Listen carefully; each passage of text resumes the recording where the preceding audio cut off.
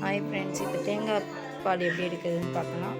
தேங்காவை இந்த மாதிரி சின்ன சின்னதாக நறுக்கி போட்டுட்டு அதை ஒரு மிக்ஸி ஜாரில் போட்டு கொஞ்சம் தண்ணி விட்டு நல்லா அரைச்சி எடுத்துக்கலாம். நல்லா நைஸாக தேங்காவை அரைச்சி எடுத்துக்கணும். அரைச்சி எடுத்துக்கிட்டு ஒரு சின்னதாக இந்த மாதிரி கிளாத் எடுத்துக்கணும். சாரி துணி மாதிரி தான் இருக்கும். ஏன்னா நீங்கள் வடிகட்டில் வடிக்கும் போது கொஞ்சம் சக்கை விடலாம். ஆனால் இந்த மாதிரி சாரி துணி ரெண்டாக மடித்து தச்சு வச்சுருக்கோம்.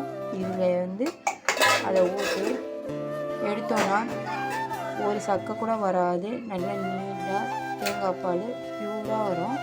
இந்த மாதிரி 2-3 கோப்பையில் தண்ணி வச்சுக்கணும்.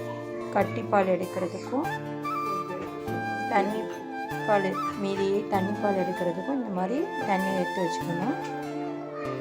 இப்போ எப்படி தேங்காய் பால் எடுத்ததுன்னு பார்க்கலாம். இந்த மாதிரி செஞ்சால் நல்லா கட்டி பால் வருது பாருங்கள். இல்லை ஒரு சக்கை கூட வராது.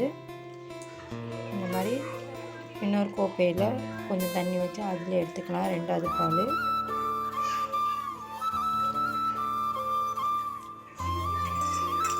அப்படியே இன்னும் பால் வேணும்னா இன்னும் சக்கையாக பால் இருந்துச்சுன்னா இன்னொரு தண்ணியிலையும் கொஞ்சம் எடுத்துக்கலாம். இப்போ தேங்காய் பால் ரெடி ஆகிடுச்சு.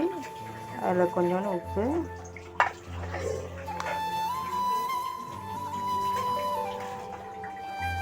இனிப்புக்கு ஏற்ற சர்க்கரை.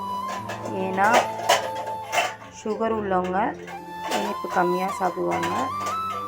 மற்றபடி நார்மலாக சர்க்கரை போட்டுக்கலாம். நம்ம உப்பு சர்க்கரை போட்டு நம்ம தேங்காய் பால் ரெடி பண்ணியாச்சு. இதை விட வாழைப்பழம் போட்டு சாப்பிட்றவங்களும் இருக்காங்க. வாழைப்பழம் போட்டும் சாப்பிட்லாம், நல்லாயிருக்கும். இது இடியாப்பத்துக்கு இல்லை ஆப்பத்துக்கு இந்த மாதிரிலாம் நம்ம தேங்காய் பால் எடுத்து சாப்பிட்லாம். தேங்க்யூ ஃபார் வாட்சிங்.